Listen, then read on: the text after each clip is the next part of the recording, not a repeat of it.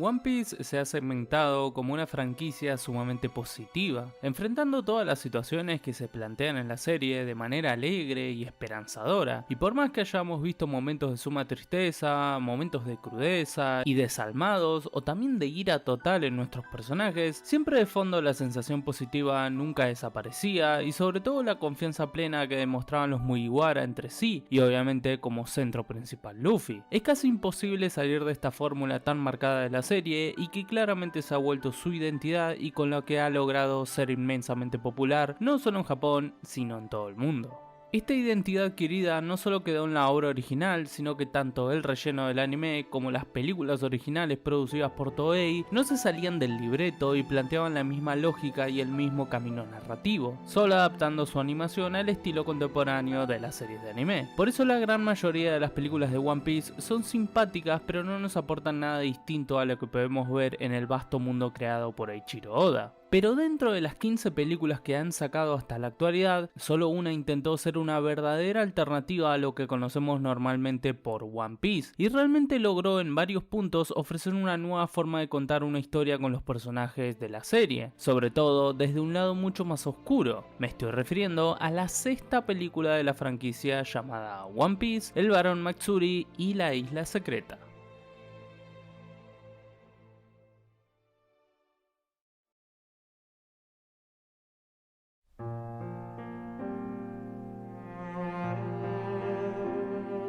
Lanzada en marzo de 2005, esta sexta película de la franquicia nos ofrecería una nueva historia original para los Mugiwara, y uno de sus puntos interesantes, además de la cuestión narrativa, es su bizarra animación. Cuando vemos esto, es imposible concebirlo dentro de una época de One Piece donde era todo más simple. El anime se adaptaba a la animación contemporánea, no intentaba mucho más y esto lo haría por muchos años, siendo solamente en la actualidad donde One Piece ha empezado a aportar muchas variaciones e innovaciones en su animación. Pero hasta hace algunos años esto era impensado. Así es como esta película destacaría desde el principio, ya que nuestros personajes realmente se veían muy distintos, y esto fue debido a que el director a cargo de esta película sería Mamoru Hosoda, reconocidísimo director de anime que en la actualidad se ha vuelto muy importante produciendo grandes películas como El niño y la bestia, La chica que saltaba a través del tiempo y su más reciente que fue bastante publicitada llamada Bell. Pero en la época que se hizo cargo de esta película de One Piece era ampliamente conocido dentro de la industria gracias a que realizó la OVA especial de Digimon Adventure del año 1999, que se destacaba por una animación realmente diferente y que contó de manera mucho más seria esta especie de prólogo que ofreció sobre esta franquicia, y que es muy conocida en Latinoamérica porque llegó en formato película de cine y que tuvo muchas cosas raras en el medio como la nefasta Ángela Anaconda, historia que sería interesante repasar en un video propio.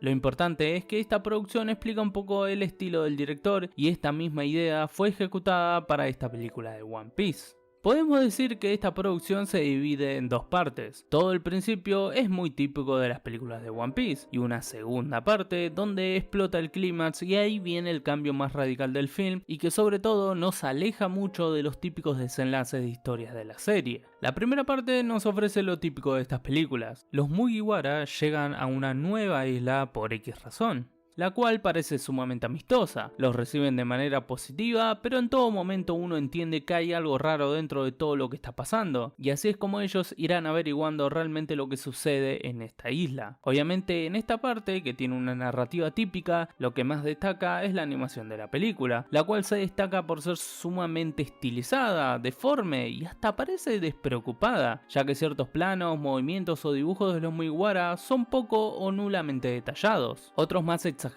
pero que se nota por lejos que es totalmente distinto a los estándares típicos de One Piece. Pensemos que en esa época estaba el arco de Skypiea, el cual todavía mantenía la mayoría de los rasgos de la animación tradicional de One Piece de sus comienzos, y realmente ver el estilo de esta película era un choque que seguramente para muchos fanáticos fue difícil de procesar. Pero personalmente me gusta ver a los personajes de toda la vida con otro estilo de animación, no solo cambiar su vestimenta, que es muy típico de las películas, sino realmente que el diseño del personaje se modifica al punto de notarlo, y con la dirección de Hosoda realmente se siente todo muy diferente y le aporta otros intereses a una parte que, como dije, sigue muy en el hilo de las películas de One Piece. pero el cambio más drástico se nos ofrece en la segunda parte. En el momento del clímax y cuando los Mugiwara descubren qué está pasando realmente en esta isla, el cambio de dirección es total, sumado a la gran utilización de la iluminación en un ambiente oscuro. La oscuridad de la noche se empieza a fusionar sistemáticamente con la oscuridad que propone el villano de la película y sobre todo el secreto tan siniestro que esconde la isla. Además de que planteó una situación que no ha pasado casi nunca, que fueron las peleas entre los mismos Mugiwara a un nivel de reproches y críticas total, nunca visto, y hasta contra Luffy, al que siempre le dan la confianza, en este caso acusándolo de meterlos en todos estos problemas que pasan en la isla. Realmente, para los que conocen la dinámica de los Mugiwara, es inédito ver una separación tan marcada del grupo y realmente se siente muy interesante y que le da otro semblante a la película,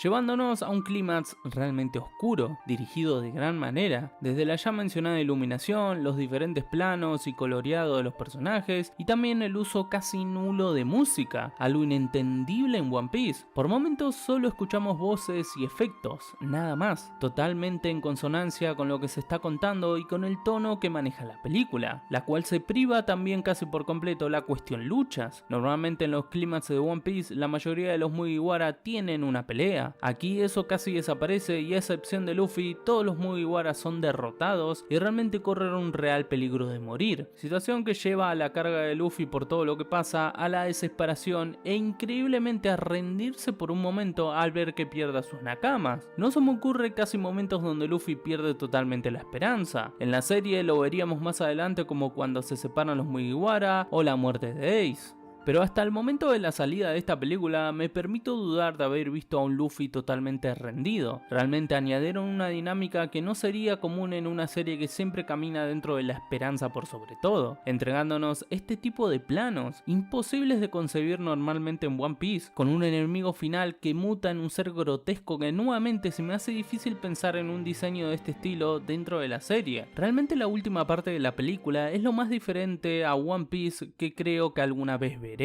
Nada en cuanto a diseños, iluminación, planos y forma de dirigir las escenas se acercan a la lógica de siempre de One Piece. Y lo más interesante de todo es que en la parte final se vuelve a los colores y la esperanza y positivismo de siempre, casi como diciéndonos, recordá que esto era One Piece. Obviamente, después de sacarnos totalmente del eje de manera realmente espectacular, o que por lo menos personalmente disfruté un montón, más que nada por ver a estos personajes en un ambiente realmente extraño para ellos, y que este estilo tan raro de animación ayudó un montón a enfatizar más en esta búsqueda tan oscura en el clímax. Una animación que por ahí desentonaba con el One Piece de siempre, pero que brilla en todo su esplendor cuando la narrativa cambia tanto, y es uno de los puntos claves de por qué es tan innovadora e interesante esta propuesta dentro del mundo de One Piece. A la película no le fue tan bien en su estreno y hoy en día la verdad no es tan recordada, pero si uno quiere encontrarse con algún contenido totalmente alternativo a lo típico conocido en One Piece, es totalmente recomendado. Difícil encontrarnos con algo así, no solo por animación y producción, sino por la narrativa llevada adelante y lo extremadamente opuesto que es con el contenido que identifica a One Piece como obra. Una parada obligatoria para todo fanático de la serie, sobre todo para encontrarse con la película de One Piece menos parecida a One Piece que tendremos